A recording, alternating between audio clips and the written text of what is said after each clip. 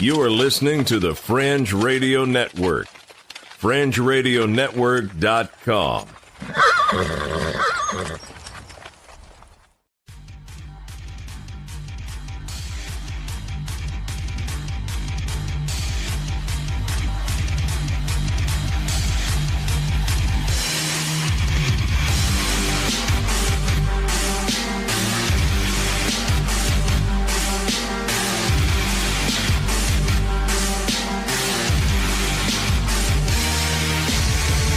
You're listening to Earth Oddity, a weekly odyssey into all the oddity planet Earth has to offer.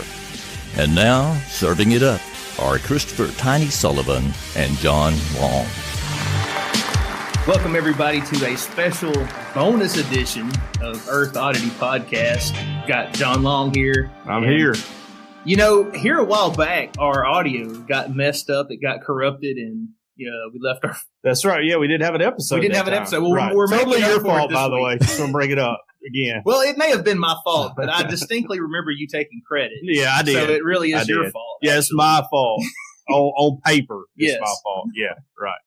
Yes. But we have a very special episode. Extremely. This week. Yeah. We got a bonus episode featuring some fellow podcasters that we met through Facebook. Yep. We have Francisco Ruiz and John, the Master Interrupter Powers of the Retro Rewind podcast. Okay. Yeah, well, say hello, guys. His name's Paul. But my middle name is John, so there you go. I'm sorry. That's all right. He's got two apostles. Wow. All right. Hey, guys. Thanks for having us on your show.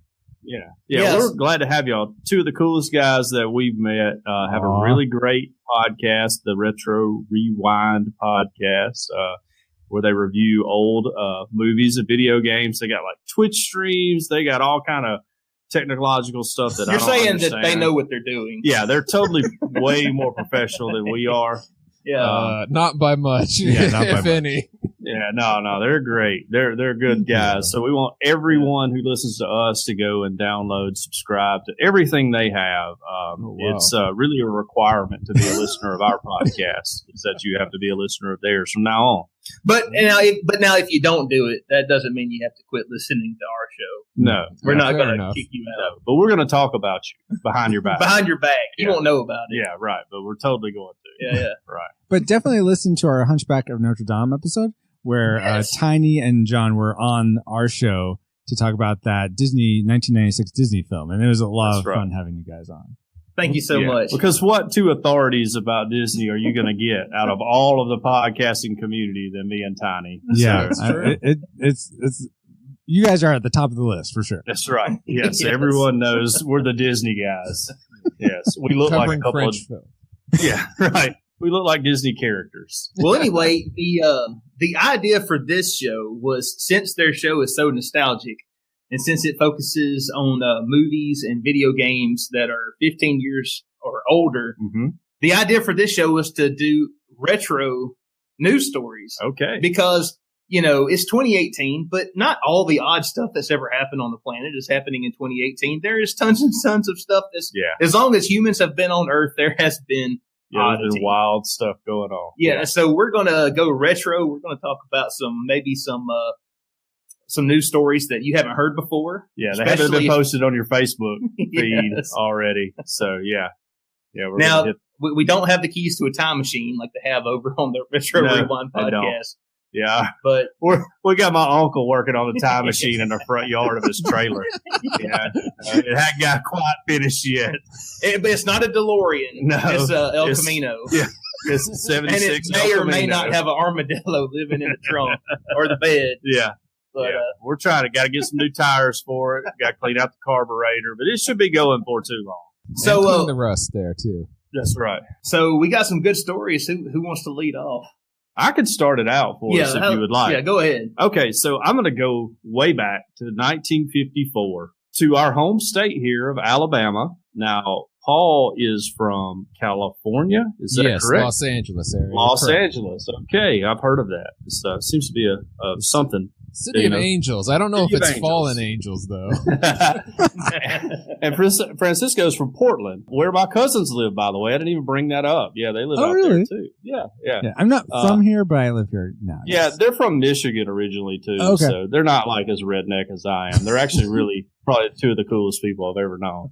But anyways, so we're going back to Alabama to a lovely little place in Alabama called Sylacauga in the year of 1954. Now, Sylacauga is over in Talladega County.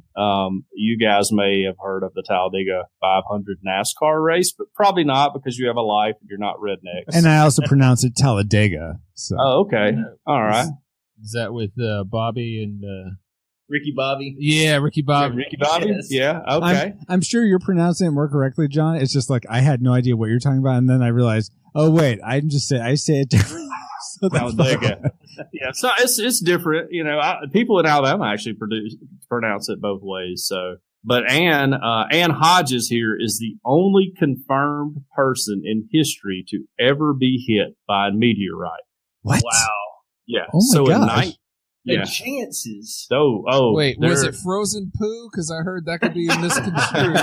So this is 1954, so I don't know what the flying situation was, but I don't imagine there were too many flight paths over Sylacauga, Alabama at that time. I mean, there's probably not a whole heck of a lot now. Right, yes. So on a clear afternoon in 1954, Anne was napping on her couch. She was covered up by quilts when a softball-sized hunk of black rock broke through the ceiling, bounced off a radio, and hit her in the thigh, leaving a pineapple-shaped bruise. Yeah, no word whether she put that bruise on a pizza. Anne's story is particularly rare because most meteorites usually fall into the ocean or strike one of Earth's vast remote places, according to Michael Reynolds, who's a Florida State College astronomer. Knows way more about that stuff than I do. But as he says, think about how many people have lived throughout human history. Mm-hmm. You have a better chance of getting hit by lightning, being in a tornado, and a hurricane all at the same time than getting hit by a meteorite. Oh my gosh. Yes. So, did she play the lotto right after that? Right. Yeah, she should have. Of course, it's Alabama and we don't have the lotto, but whatever. It's 2018. We don't have it. Before the meteorite slammed into Anne's living room, people in Sylacauga and across eastern Alabama reported seeing a bright reddish light like a Roman candle trailing smoke. We're familiar with Roman candles here in Alabama. You guys know Roman candles, right? Yeah. Okay. Yeah. You can pretty much buy like mortars in Alabama, gosh. like actual, like left over from the National You can Guard. be 10 years old and buy mortars. Oh, yeah. If you can reach wow. the counter with your money, they'll sell you whatever. Yeah. And no, it's for cigarettes Paul, while not for they're at me. it. Right, yeah. They'll get some cigarettes in there. Yeah, and a jar of moonshine. Yeah. So others saw a fireball, like a gigantic welding arc, accompanied by tremendous explosions in a brown cloud. A government geologist was working in a nearby quarry because, as you guys may probably don't know, Sylacauga is one of the largest, or at one time one of the largest marble producers in definitely the southeastern United States. And produces beautiful white marble. Can't find it in too many different places. And so this geologist was working over there, and they called him to the scene, and he declared it a meteorite. But not everybody in town was so sure. Of course, there's always skeptics. They thought right. that a plane had crashed or the Soviets had done something. Because this is middle of the Cold War. I would have thought, the meteorite coming from space would have left a bigger hole in the ground rather than just a pineapple imprint on somebody's thigh. Yeah, it's amazing she survived. Yeah, maybe a hole in the leg, I would think. Those quilts. She had quilts on. Maybe they were thick. Oh, yeah. I mean, it's a meteorite. I mean, it killed all the dinosaurs. True. But this lady walks away with a pineapple-shaped bruise. Maybe the dinosaurs were just kind of wimps. Yes. Or maybe she's a superhero and can absorb that type of impact. Hey, have you ever seen Meteor Man? Oh no! Was it Eddie Murphy? Yeah, that's right. Yeah. He got hit by a meteor. That's and right. He got powers. He got superpowers. He could touch a book and know everything about it for 30 seconds. So he touched a karate book and beat everybody up. That's right. Yeah. So what is this woman doing now? We need to find this out. let's just say she's a superhero. she's coming up in the next Marvel film.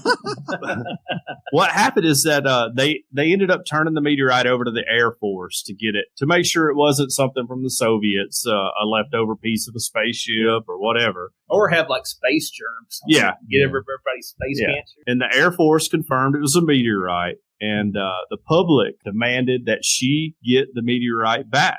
Yeah. And she said, I think the meteorite's mine. I think God intended it for me. After all, it hit me. Which, we can't reason the ways of God, but that's some pretty solid evidence. Doesn't it hit the house first? It did, and a radio. Doesn't it belong with the house? Well, all right, we're getting into that. Oh, okay. So Anne and her husband Eugene were renters, and their landlady was a recently widowed woman named Bertie Guy. And she wanted the meteorite for herself, so she did what the American thing to do. She lawyered up and sued them. Of course, yeah. And she claimed the rock was hers since it had fallen on her property, and was actually outside. But the public, of course, was not. And you get some people mad in Alabama, and things happen. There'll be stands in schoolhouse doors and all kinds of stuff. A guy, but anyways, Miss Guy ended up settling out of court and sold the meteorite back to him for $500.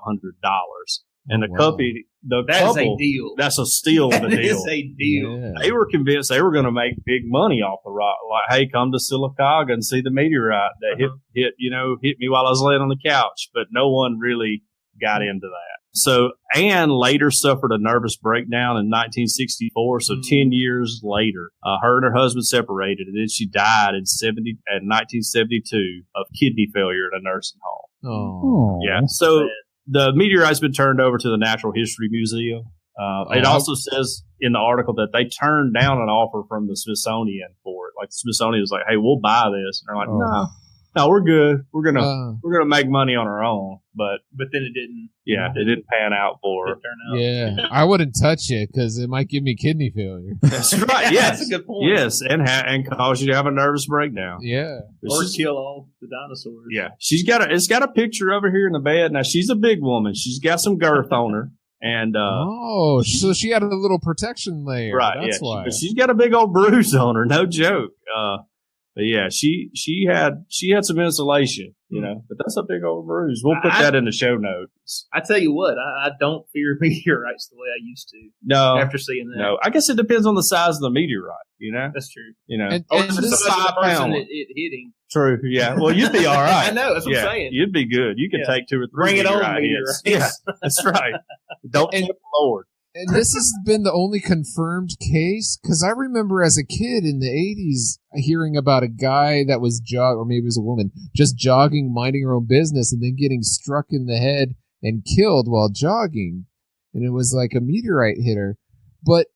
And then it was to tell me, like, hey, you never know what's going to happen. So, live life to the fullest. But maybe it's just one of those old wives' tales. Yeah. If you can believe them. Right, yeah. According to National Geographic, of course, I don't know if Trump's put them on the fake news list yet. They say it's the only reported case. Okay.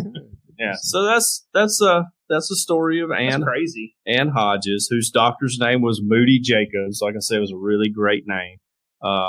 And she got hit by a meteorite while taking a nap. That's crazy. Yeah, that's a story to tell for a long time. Yeah. Too bad she died, because I would still be talking about it today if I was her. Yeah, I'd be like, y'all remember that time I got hit by a meteorite? And then her grandkids would be. Yeah, like that buddy that one-ups you on a story all the time. He's like always, like you tell something and he's one-upping everybody. You just sit back waiting for your turn, and you're just like, I got hit by a meteorite. And that pretty much trumps anything you've ever said in your life. Pretty much. I'm the only person in human history to be hit by one. So suck on that with your story of going to New York City or whatever. Yeah. You won the Super Bowl. So what? Many other people have too. That's right. Yes. I tell you what hasn't happened. Somebody got hit by a meteorite. Guess what, Tom Brady? You haven't got hit by a meteorite yet. Put that in your pipe and smoke it. Wow. Well. That's a crazy story. It is pretty wild. Let's go to our guest. When do y'all want to see if you can top that? I have one that's kind of has some parallels with that. Both it's sad, and this time it is the Soviets to blame. Oh. And this is Bambi is Killed. So this takes place in Moscow. I think I saw that movie. like mother, like son. Exactly. So Is this Bambi 2 Electric Boogaloo? not quite. I'll Search tell you, for more deer meat. I looked up this actual movie, and we'll talk about that after I read the story if you'd like. But the two men preparing a birthday feast killed and ate 3 fawns who were playing the parts of Bambi and his friends in a movie called Bambi's Childhood, a Soviet newspaper said.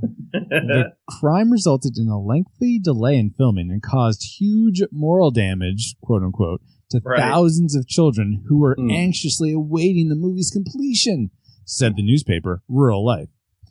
Police in the Crimean city of Simferopol Nailed it. Yeah. Were called to set where the Yalta Film Studio was filming Bambi's Childhood last November 2nd, and this was in 1985. This comes from 1985, the year that Marty went back in time, because someone had stolen 3 of the 4 fawns being used in the film, the paper said. Police later arrested A. Marinovsky, 40, and O. Ivanakov, 22, and charged them with stealing the animals and slaughtering them to celebrate a birthday feast for Ikotov, the paper said. Ivankov was sentenced to 6 years at hard labor, which I'm sure he died in. No, I don't know. While Marinovsky was given 4 years in a general regime labor camp, the paper said in the Tuesday edition. So it's tough. Yeah. Wow. I mean, wait, were they hunting without a license? Is that why? No, they stole them. That's the impression I got. They just stole. You just can't steal a deer and kill it. Oh, not in Russia. Yeah, not in Russia. In Soviet Russia. No, in Russia, deer kill you. Now, guys, I thought, how true could this story be? Because it was like Weekly World News sourced this. So I'm like, I don't know. Okay. But I looked up the Bambi's Childhood to see what came up on YouTube, and you can actually watch in Russian full hour and a half something Bambi's Childhood. The trippiest thing about this is it starts off with kind of that fake, you're watching animals and the camera's just on the animal and there's someone talking as if they're the voice before he had the cool CG where the mouth moves. And so there's some of that for about the first, 20 minutes. And then you see a fawn going toward a waterfall, and there's no subtitles, so I'm guessing at what's happening. But then it sort of fades, and you see the fawn become a boy, and then apparently the boy is the Bambi, and you see just the rest of the movie is the humans playing the parts of the animals. So it's a human boy playing. Yes, you do see the deer to begin with, but then it changes. He morphs into a man or a boy. Yeah, and then later on you see movie's weirder than the story. Yes, and later the weird thing to me is that Disney allowed them to get away with stealing their name. Tells me that the Russians aren't too worried. About copyright. Probably not. International copyright is so tricky, but I mean, especially back then when we were discussing possibly annihilating each other. Well, but I mean that once the mouse gets mad, I mean it's hard.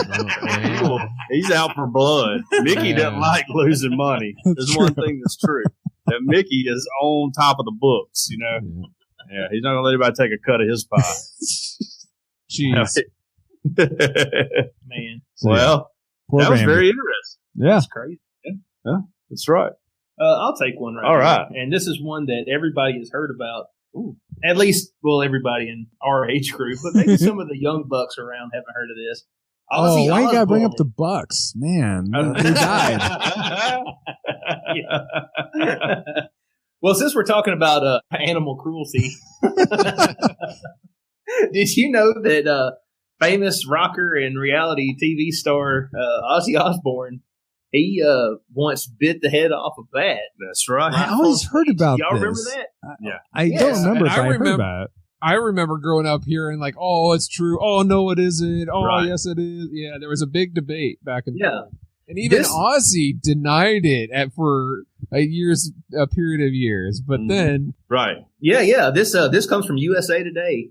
Ozzy Osbourne bit the head off a bat 33 years ago tonight, which now this article was on January 20th, 2015. So I guess 36 years now. 36, yeah, 36 years. Man. It starts off, it's one of the greatest and most gruesome legends of rock and roll lore, and it happens to be true, mostly anyway. During a January 20th, 1982 concert in Des Moines, Iowa, singer Ozzy Osbourne stuck a bat in his mouth and chomped down on his head. Okay. Yeah, no. According to the forthcoming biography, which Black Sabbath Symphony of the Universe, I'm probably out by now. Oh, yeah, I'm sure. You probably go find it. Yeah. If you're interested. Osborne thought it was a toy bat until his wings started flapping. I'm assuming that's after he chomped down on it. Because I'm not going to see his wings flap and then eat it. Right. But anyway, it says either way, the bat's head came off in Osborne's mouth after the show. So he finished the show. What? Yeah. Sure. Yeah. Yeah. I mean, he's The gonna show's give got to fans get, what they well, I want. mean, he's entirely like cocaine fueled rage. He's not slowing down. Yeah, to him, that's just an M&M. Yeah. Yeah. But this is a anyway, lovely M&M. Oh, so good. Sharon! After the show, he went to a local hospital for rabies shots. Alive or dead, the bat wasn't the first animal to lose its head in Osborne's teeth. Now get this. This is another story. What? But just a year before that, in a meeting with Yeah, he bit the head CBS off a bird. Records executives, Yes. he bit the heads off not one, but two Oh, live wow. doves. Oh my What? gosh. Yes. I thought Mike Tyson was the bad.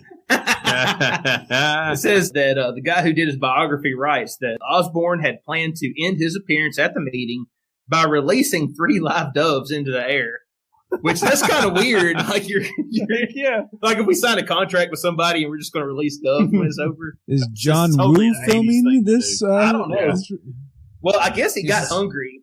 That's Yeah, during the meeting, he's like, It says that's what he had been planning, but he got drunk, as most of these things involve that'll alcohol. happen. That'll happen. He got drunk before the meeting, and then he got upset with a PR person from the label. He says that he pulled out one of the doves and bit its head off just to shut it up.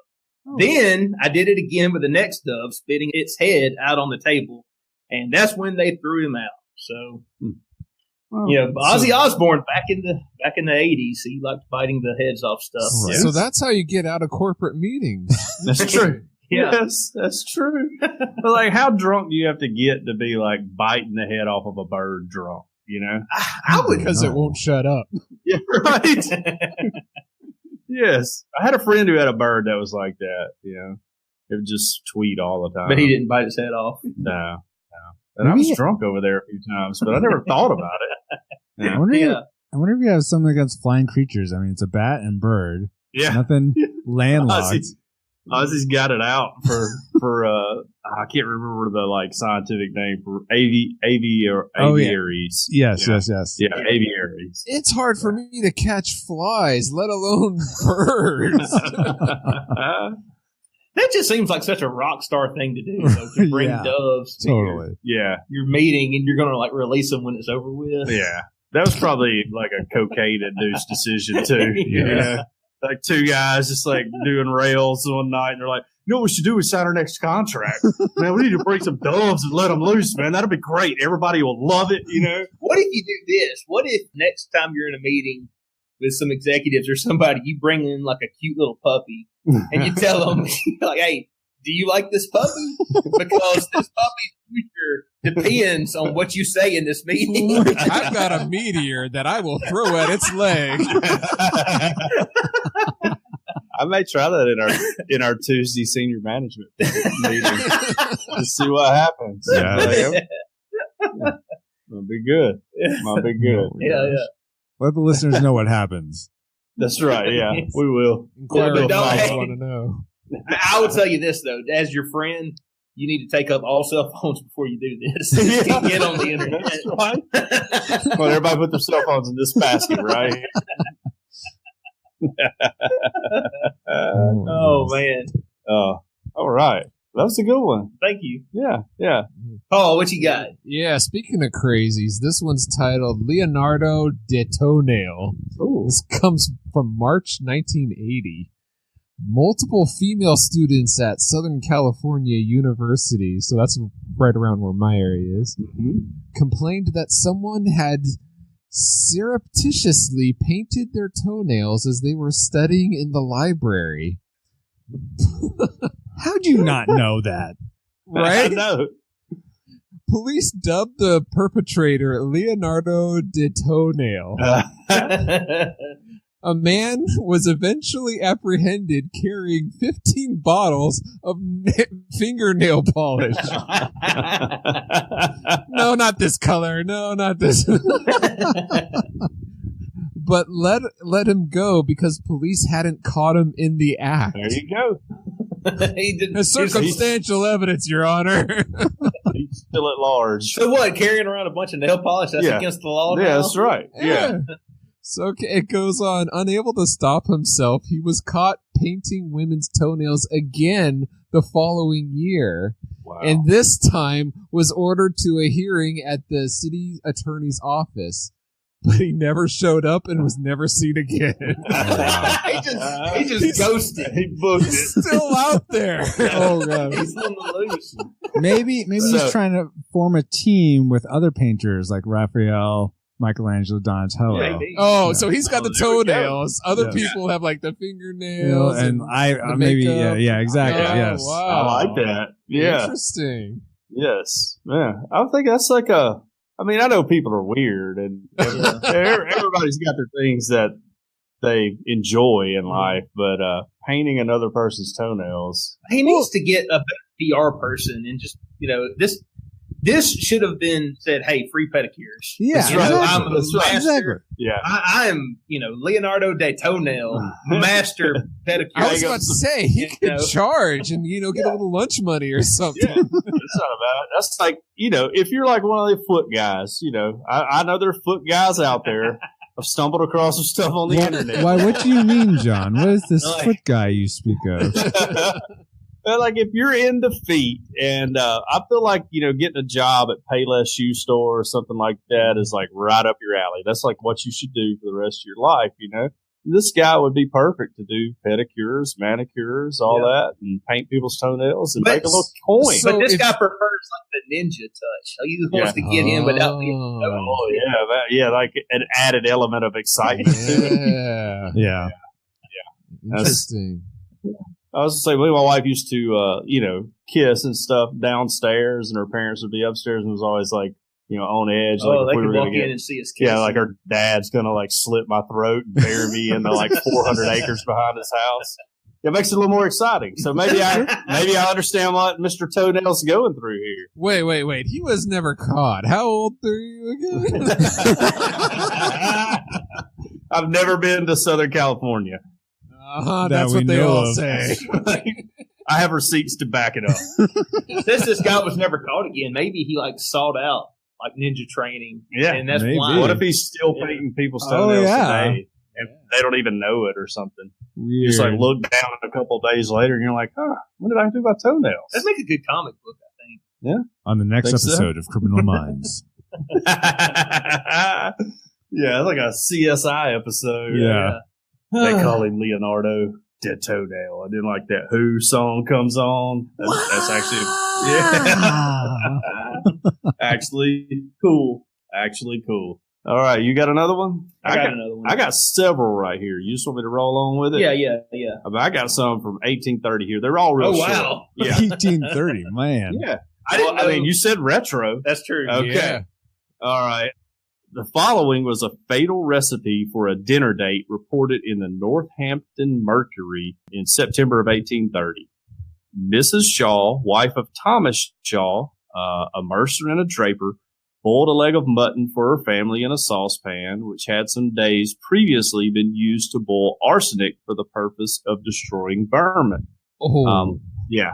When the dinner was prepared, Mrs. Shaw sent part of the broth to a young man who was unwell and partook of some herself. The Reverend John Hughes, who is a Wesleyan minister, was called in and invited to dinner too. He and Mrs. Shaw sat down and were in the act of eating when Mrs. Shaw was suddenly taken ill, and as the use previously made of the saucepan in which she had prepared the broth returned to her mind, she desired them to eat no more. The unfortunate woman lingered in great pain until Saturday evening when she expired. So, Hmm. I mean, you gotta 3-step wash your pots and pans, from being in the restaurant business. You gotta sanitize them. You put some arsenic in it. So, and I don't know if you guys have heard, I think I've told Tiny before, I've once been drenched from head to toe in arsenic laden agricultural chemicals. Yeah. And I feel like that's the secret to my health. Like it may be strong. Well, one day I'll probably die of cancer, but I was about to say, how to test that now. Yeah. Just get a meteorite and throw it at yourself. See what happens. Yeah. Yeah, but I thought, I guess at the time maybe you didn't realize like cross-contamination and all that. And you were like, man, like whoever the kid she took some broth to, how he's doing. Yeah, I guess he didn't make it too well. But you're like, hey, man, this is some tasty mutton, that we got here. This is pretty good. Yeah, and well, apparently John Hughes lived a long time because he was making movies in the 1980s. Gosh. Oh, yes. That's right. Some classics. Yeah. So, yeah, anyways, I just thought that was interesting. Not the best story, but still not very uplifting. But if you're out there and you're boiling arsenic to kill vermin in your house, might want to use a different pan. That should be the arsenic pan. Yes. Label that pan. Yes. Yeah, right. Humanity has progressed to this point because we have learned lessons from those who have come They before paved us the way. who, didn't use a different pan. So don't go over to your neighbor's house. They might have used the pan for arsenic. So you're saying the label maker was invented right out of this? Yeah, right. Okay. Yeah, as a direct result. Yes. Yeah. Yeah. Definitely. Oh, man. Well, I've got a quick one right here. Okay. Have you guys ever heard of the Dover Demon? No. Oh, man. This is not a super well-known cryptid, but this happened in the 1970s in Dover, Massachusetts. This bizarre tale begins at 10:32 p.m. on April 21st as 3 17-year-olds, Bill Bartlett, Mike Mascala, and Andy Brody are driving north on Farm Street. I'm sure we all know where Farm Street is in Dover. Oh, sure. Yeah. Been there all the time. Bartlett, who was behind the wheel of a Volkswagen, he spotted something creeping along the low wall of loose stones on the left side of the road. At first, he thought it was a dog or a cat until his headlights shined on it, and he realized it was something he had never seen before. Now, this creature that he saw, he says it kind of resembled an alien. It had like the spooky red, but they were like glowing red eyes. And, Cabra. I was about to say, this drawing that he did of it is not that impressive. It looks more like a monkey to me. Yeah. Yeah. Yeah. Mothman. And anyway, let me scroll back down here to where I was. Said that the figure slowly turned its head and it stared into his lights. It had glassy, lidless eyes shining brightly like two orange marbles, its watermelon-shaped head resting at the top of a thin neck. That the rest of its body was, about a little slightly larger than its head. Like Gollum. Yeah, kind of, sort of. Yeah, kind of like Gollum. Yeah. But anyway, so they called police. Around midnight, there was a 15-year-old kid named John Baxter. He was leaving his girlfriend Kathy Cronin's house at the south end of Miller Road. Sure he was. He was walking up the street half an hour later, and he saw the same thing. Oh. And then later, golly, I can't find it. Anyway, somebody else saw it too. So that's the interesting thing, was that there was 3 different sets of people. Mm-hmm. They were all teenagers. Yeah. There were 3 separate sets of people who saw this alien monkey thing hanging out on this same road, and it has since become known as the Dover Demon. Huh. So what party... That's a good high school football mascot, by the way. It would. High school mascot, yeah, absolutely. Oh, yeah. The Dover Demons? The Dover Demons. Oh, yeah. I like that. So what party were they all at that they were covering each other for? Yeah, right. Yeah, that's exactly right. We're all missing curfew, and the cop showed up, busted this party. Yeah. Yep. That's a very good point. I feel like you could probably make up better excuses than, hey, I saw a that's a good point. That's a good point.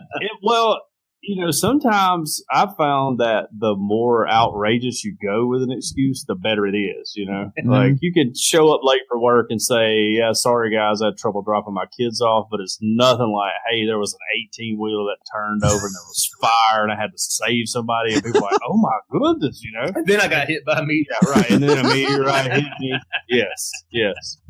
Right. Yeah. Man. But it is interesting. Yeah. Again, I think the easiest explanation for this is teenagers having fun. Yeah, Sure, probably. sure. But it makes for a good story. Sure. And it's just Absolutely. kind of neat that 3 separate groups of people saw this thing. Yeah. Mhm. Yeah, right. You know Sleepy Hollow in Fayette? You know where that is? Wait, in Fayette? Yeah. I Well, thought you were talking about the movie. well, there's like a hollow. Okay. The guy may have bought it and turned it into hunting land, but back when I was in school, it was just a hollow. I had some relatives that lived out there. And the story was like if you went on the bridge and turned your lights off, you'd hear like a baby crying or whatever. Oh, yeah. Oh, okay. It was really just a good way to make out with your girlfriend. You get out on the bridge somewhere, turn off the lights, That's Yeah. just the excuse. That's just a story to get her out. Right, yeah, exactly. Yeah. Hey, let's see if we can hear that baby at Sleepy Hollow Bridge. Uh-huh. Yeah, so, yeah. Yeah, it's probably something along those lines. Yeah, Yeah, I guess. probably. You guys got another one? one? Hey, I hear it. Yeah, that's right. We're not making out, okay? Easy. Keep your hands to yourself up Right. there. Do you have some, do you have some headless toenails doves to paint away. right now? I got another one that's pretty good. I mean, Okay. I'm willing to double up and go again if you want me to. All right, you want to go one more? Yeah. And then I'll we'll do finish my up last one. with- Finish up. All right, because I like Let's go. this one. This is very All right. short. This is from Jackson, Mississippi. Oh my home of- goodness, that was so short. Yeah, right. In 1966, the Mississippi Supreme Court ruled Monday that Miss Laura Pendergrass was within her rights if she was really naked when the new preacher paid a call. So this preacher showed up over at this lady's house. Okay, now I've heard this story. Our story's similar. Yeah, I saw This. this back in early 90s about this. This preacher to go to visit. Apparently Miss Pendergrass hadn't been coming to church like she should, and went and found her naked and sunbathing in her backyard. Okay, Okay. And he called the police and reported her right. for, being indecent. Did she have a privacy fence, or she's just out there? It says that in the opinion of the court, Mrs. Pendergrass was charged that she exposed herself on public property, but the land was owned by her husband Huh. and was posted as no trespassing. Huh? So go ahead. No, go ahead. How do you own public land? It unless wasn't you're the public government. Oh, so it wasn't public. Yeah, the preacher charged that it was. He said that Oh, got it. this Okay. went all the way to the Mississippi Supreme Court. Oh my Serious? goodness. Yes, absolutely. And they What ruled kind in of her preacher favor. has a vendetta against someone? All right, go ahead. Continue. Oh, was his name Frollo? yeah. I can just see the Mississippi Supreme Court sitting there on the bench, going through cases, and they're like, "Oh, we're taking this one. Yeah. This is one. Bring where her he- in. Let her Right. prove Bring it. her in." Well, it says One of the guys probably said, "Hey, is she hot?" And the other one's like, "I don't know. Let's review the case and we'll find this out." may give us a little bit of insight. Their ruling states that the record fails to disclose why Reverend McDonald did not immediately turn around and leave. The opinion said the court noted that the minister stayed for 35 to 45 minutes. So he's just hanging out. Like, I'm going to wait till the law gets here, ma'am. Don't move, okay? Wow. Yeah, so He just was- wanted to be sure. Yeah, she wasn't in public, and he wasn't as shocked as he seemed to be. Did he learn nothing from Joseph in the I guess so. Right. Yeah, right. Yes. Yeah. So, anyways, that's just a little shout out to Wiltz over there in Jackson. That's what kind of stuff's going on over there. So, all right. I think we got enough time for one more. For one more? Yeah, for one Yeah. more. And I've been looking forward to this one because I'm actually familiar with this story. Okay. So this is labeled the Zimbabwe Aerial Elementary School UFO Incident. Ooh. On September 16, 1994, 62 students ages 5 through 12, while enjoying a mid-morning recess in the playground of Aerial Elementary School, a private primary school located in Rua, a small town in Zimbabwe, allegedly witnessed 3 silver balls high in the sky. Apparently, It was December. Yeah. It's Christmas time in Zimbabwe and all that. Yeah. what? Sorry. Oh, okay. Silver bells. It's Christmas in Silver ball. Zimbabwe. Yeah. It's a great Alabama song, by the way. Anyway, I'm sorry. Anyway, back to the story. Apparently, after appearing and disappearing 3 times, The UFOs made their way to the school, according to one witness, with one either landing or hovering. There is some disagreement over this. In an area made up of trees, thorn bushes, and bamboo populated by poisonous animals and insects, and off limits to the students. All the children told the same basic story, the consensus of opinion being that an object came down from 100 meters from where the children were gathered at the playground's edge. A small man or men, alien, about 1 meter in height with a scrawny neck, large bulging eyes, pale skin, long hair, and dressed in a shiny, light-fitted black suit, apparently appeared on top of the object, on the ground, then behind the object. Soon after, the object lifted off at high speed and disappeared. Following the close encounter's conclusion, some of the younger students, apparently believing they were going to be eaten, ran into the school, frightened and shouting for help. Okay. And so apparently, like 62 students saw, oh yeah, it said that, all the same thing, and were able to draw pictures of the same thing. And I've never heard of this story before. Tanya, you said you had some familiarity with it? Yeah, I hate to admit it, like I'm a little bit of a UFO guy. Just let me state for the record. I'm a Bigfoot guy. You can be a UFO guy. Well, now, let me just state for the record, like I totally believe in UFOs. Mm-hmm. I think there is ample evidence that they're out there. Now, I'm not convinced that it's extraterrestrial. Okay. It is my opinion that it is top secret craft. Mm-hmm. That our government, and not just our government, but other governments around the world have. We know the nation of Zimbabwe has all of the resources. They have flying silver balls everywhere now. But this is a really interesting story. It's I don't want to say it's suspect because no adults saw it. Right. But I mean, do you think it was connected to Wakanda? Hey, you know what? It sounds like it. Okay. Good point. That's a good point. I'm glad you brought that up. Yeah. Could be. Yeah. I'm just throwing that out there. I mean, hey, okay. How did they describe the person? It was wearing a tight fitting black suit. Yeah. Yeah. But pale large skin. eyes. Yeah, large right eyes. Now, I can see King T'Challa. Well, they said he had light skin. Yeah. That's going to be a hitch in the storyline there, but yeah, I don't know. That's kind of wild. It's kind of crazy they could all draw the same thing. Yeah. And you would think 63 like elementary school kids couldn't get together and plot something like that. I was going to say, you wonder how much of that is they can all tell the same story, and how much of it is, somebody told the story and then they all tell the same thing. Right. Yeah, that's a telephone game that got way out of hand. That's right. And to give some perspective, like I was watching a little like YouTube video that's sort of fleshing out this, and apparently there were 250 students there, and only 62 of them experienced this. The other ones didn't. Now, I don't know. I wasn't there. I didn't count the students, but apparently the students who did experience this still to this day claim that it happened. They haven't changed their stories or anything around it. So what were those 62 students really doing that they were collaborating and saying, okay. They were at a party. I think we established this. They were at a party. Well, they were out there on the schoolyard when it happened. If I remember when I read that's what they claim. Well, it sounded like the spaceship picked the worst possible place in Zimbabwe to land, right? Too. Yeah. It was thorny with poisonous animals and everything. Well, right now I'm picturing, a top secret, government craft. It just breaks down. Like it was in Zimbabwe, but it was on a test flight over to some.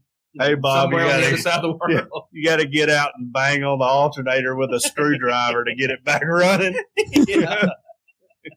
So to add just a little bit more color to this story, apparently the older students who remained outside as the younger ones ran in had a different take, maintained that the creature or creatures intimated telepathically that humans were destroying the planet, polluting the environment, and that there would be dire consequences. One of the students, I think, stated that she had received a message from the beings that we are not taking proper care of the planet. Well, it was the opinion of another that they want people to know that we're actually making harm on this world and mustn't get too technologized, something like that. You're sitting inside your spaceship. Yeah, so why don't you give us some of that cold fusion you got going on there, buddy? Yeah. If you Right. think fossil fuels are so bad, how about you share some of that Exactly, technology energy, Right? and we won't burn it no more. Yeah, we'll try to take care of everything a little better. Thanks a lot, Al Gore. How about you fly back to your own planet and worry about your own environment? I gave you guys the internet. Wasn't that enough? Yeah, that's kind of wild, But I would say, like, out of all the claims that you could telepathically, like give as an alien, like, hey, you're destroying the planet, it's a pretty easy one. That narrative's been going on for a while now. Also, let me ask you this. You think that if the aliens were trying to tell us this, why are they telling this some random group of students in Zimbabwe? Exactly. Why are they at the White House, maybe? Yeah, land that thing on the South Lawn and let us know what's going on. How about China? Yeah, true. I mean, Yeah. they are burning enormous amounts of fossil fuels. Go get on them. That's a good point. Exactly. That's a good point. Though Yeah. back in I don't wanna offend any of 1994, our Chinese listeners. Well, yes, it was 1994. Yeah. Who do you think was burning through the most? Probably Us and Russia. Probably Us and us, Russia. us and No. Russia. Obviously, it was Zimbabwe. Oh, well, yes, of course, Zimbabwe, yeah. Yeah. Zimbabwe. Right. Yes. All those coal plants in Zimbabwe, yes. That's Yeah. right. Yeah. So that was the story. Well, that was kind of fascinating. It is interesting. It is a good story. Yeah. Yeah. And There's no preacher looking at a naked lady for 45 minutes. It's pretty good. Yeah. Pretty good. and you know what? Again, I have not seen any evidence of extraterrestrial life.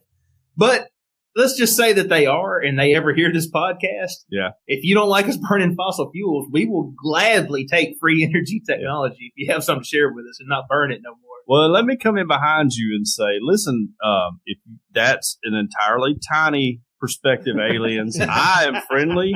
I welcome anything that you would ask me to do. Okay, if you're looking for somebody to kill, well, anything. I mean, let's discuss some probing. Yeah, we need to sign some waivers on something. John's like, I for one welcome our new alien That's overlords. Just don't be shoving nothing up my butt. Okay?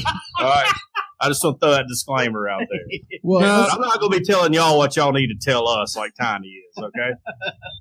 let's go back to a previous episode of Earth Oddity, though. What price would it be to probe you? I don't know. That's tough. I don't know what currency they're dealing with, what the conversion rate is. We're really going to have to think about that. Straight up gold bars. Ooh. Pure gold, like elemental gold. I mean, how big's the probe? 3D. All right, let's get that out of the way. Are we talking like drinking straw size? Okay. I don't know. Because I would probably do it for 10 gold bars if it's drinking straw size. Yeah. Yeah. All right, there you heard it, folks. That's you right. don't need to be an alien. All you need is 10 gold bars And a drinking straw. You can. And maybe, let's find some, petroleum lubricant or something, too. All right? An extra 20 minutes, and you set yourself up with an appointment. There we Wow. go. But apparently you have to fly to Zimbabwe, so that's true. That's true. Yeah, you'll have to fly me there. I actually posted John's kidney for sale on Craigslist, and they took it down. Yeah. I wonder if they would take down the 10 gold bars to probe John. You think they would take that down? I don't know. I'll find Try out and later see. tomorrow. 10 gold bars is a lot of money, y'all. How big are the 10 gold bars? Oh, Like yeah. your standard Fort Knox size. Oh, Like okay. the ones you see in the movies. Yeah, like the ones you see in the movies that are real heavy. Yeah. Okay. In a nice Samsonite briefcase. No, you can't even pick them up, man. If there's 10 of them, I bet. I couldn't. I'm a weak one. Carried by Carried by Ric Flair. Okay, himself. yeah. There we go. I like that. I could get on board with that. That's absolutely right. Oh, goodness. I'd take Hulk Hogan, too, if Rick's busy. Gotcha. Yeah. All right.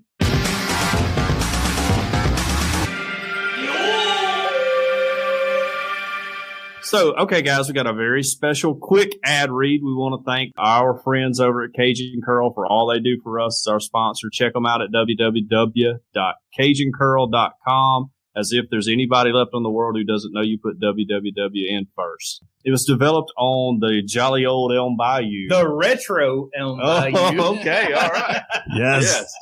I like that even better. It's been there a while, yes. Yeah. Down in Evangeline Parish, Louisiana. Yeah, gotcha. You can order the spice there, and you can get their Cajun Curl chip cutter for potatoes. Check them out. You can use their promo code, which is EOP10. You can get a 10% discount. As Tiny says, we want our listeners to buy the spice, but we don't want you to pay full price. Something along those lines. All their products are made in the USA. So not only do you enjoy the taste of Cajun Curl, but you feel patriotic, almost like George Washington and Thomas Jefferson had a baby, and that was you. While you enjoy your meal. It's all natural and it's low salt. It has a little kick to it, but it doesn't burn your lips. World famous Cajun Curl Bayou blended spice. Taste the spice, but not the heat. Once again, CajunCurl.com. Use our promo code EOP10 to get a 10% discount. All right. So for community news this week, we are going to talk about the Retro Rewind podcast. That's right. I met Francisco in a Facebook group. Okay. When I think they were having every Friday, they were doing a podcast spot. Yeah. What happened was, yeah, they were, and I was telling Paul this recently, that they were, the group was saying, spotlighting different podcasts. It was every Friday. I forget. Yeah, it was like every Friday they would spotlight a podcast. Yeah. And so they spotlighted you guys, or Authority Podcast, but they asked a question in the post, and I didn't realize it was a spotlight of you guys. I thought you guys were just sort of the front image. And everyone was supposed to respond to the question about your own podcast. So I responded about the Retro Rewind podcast, and then went back later and saw, no, it was about you guys. And so I apologize in the comments. And I posted a gift of V from Vendetta saying it's my turn. Like you're hijacking my thread. Yeah, man, don't steal my shine, dude. I felt so bad. And I apologize. But. And I gave Francisco a hard time. And keep in mind, I'm just like a stranger on the internet. So he probably thought I really was mad, but I really was just having fun with him. I felt like I got that impression. Mad at me. Okay, good. I'm glad. The thing is he's done that to 20 other podcasts, but you guys are the only ones that responded. Don't give away my tactics. But I will say that me personally, I am a sucker for nostalgia. I used to love I love the 70s, I love the 80s, I love the 90s stuff on VH1, and I like to watch old movies and play old video games. And so I got into listening to the Retro Rewind podcast myself, just because it's fun to listen to commentary about, your old movies that some of them you remember well, some of them maybe you don't remember well. Right. And we just got to talking, and we had the idea, and I was like, hey, maybe we should work on some kind of cross-promotional episode. Yeah. And I think it was you, Francisco, that had the idea of doing like a retro news story show. And it's been a blast. We thank y'all so much for joining us. Thank you, guys. Plug your show. I've tried to do all I can. Everybody out there, I really enjoy it. Yeah, that's what I'm saying. But if y'all have anything to add to that, Yeah, I'll just clarify just one more time that, we cover movies, some video games, not as many as we'd like, but movies, video games that are 15 years or older. So there'll perpetually be more movies as it ages. We just celebrated our 6th year of doing it. We come out every other congratulations. week. Thank you. Yeah, every other week. And we have a lot of fun doing it. We have a rotating guest host. So this last time it was you guys, but it's different pretty much every time. But me and Paul are pretty consistent. Yeah, I'm here. I've been told by everybody out there that consistency is the key. Yeah. Podcast growth. That's what people say. Yeah. I don't like it. I'd like to be inconsistent, but hey, we try. You guys do a good job. You really do. Yeah. Thank you. You're both really great guys, and I'm glad that you had us on your podcast and we had the opportunity to have you on ours. And I gotta say, I really enjoy your guys' show. It's a lot of fun. Like I have a second job that I work where I'm just cleaning stuff, so it's nice to have podcasts where I can just laugh, and you guys make me LOL often. So. Well, thank you. Yeah. Good. That's our goal. Yeah. Yes. Yeah, we're big LOL guys. Awesome. Yeah. Big LOL guys. Awesome. So thank you guys again. No, thank y'all. Thank you so much for coming on Oddity. And we would love to do this again at some point in the future, if y'all are game, because I've had a blast tonight. Yeah, right. Yeah, and I've learned a lot. Really? I'm kind of embarrassed to say this. This is my first and only Google Hangout I've ever participated in. Yeah, me too. So, I'm glad it went okay. Yeah. Yeah. it's been great, having y'all on and podcasting together and, learning about stuff that I should know about, but I don't know about because, I live in rural Alabama. That's right. We don't have fancy things like we got to crank up the generator just to do our show. But you have the internet, and there's too many things on there. Yeah. But thank y'all again. And where can people find you? Just retrorewindpodcast.com. Pretty much has all our links. You can find me personally at FXRUIZX on Instagram and Twitter. And Paul, how about you? And people can find me at pauljpowers.com. I have all my social media links on there. You can contact me that way. All right. Well, thank y'all so much. Yes, thank you so much.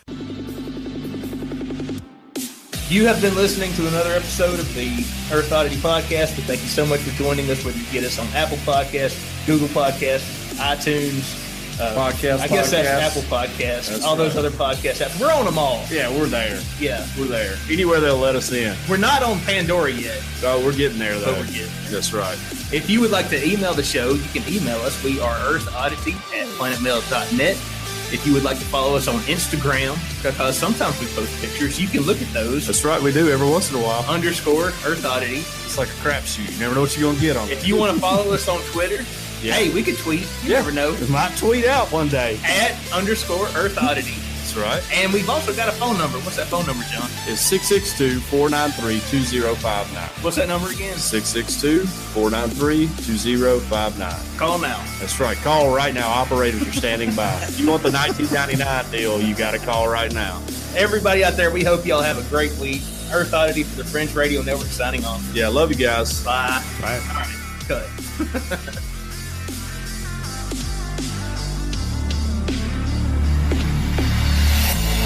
This has been a very odd production.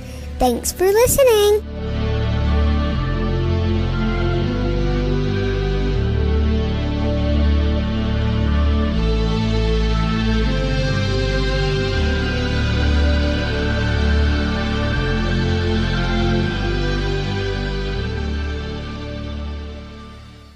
Any pickups before I stop? What's a pickup? No, that's what you haul wood in from the hardware store. God, you don't know? No, leave. Act like it's your first day podcasting. I'll be right back.